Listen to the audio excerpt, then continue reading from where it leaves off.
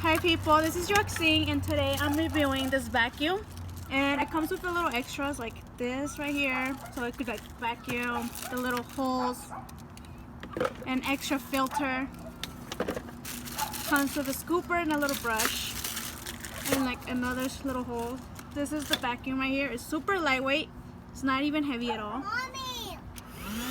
This is when you turn it on, it's not super loud, and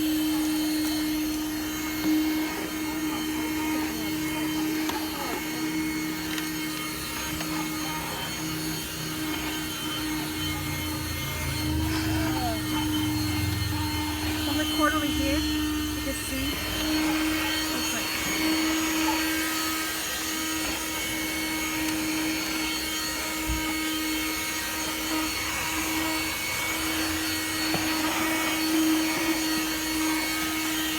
As you can see, it works real good. It has the filter, you can see all the nasty, but with the filter it says you could wash it out and clean it, so you don't really have to buy that much filters, and it comes with an extra, so it's pretty good.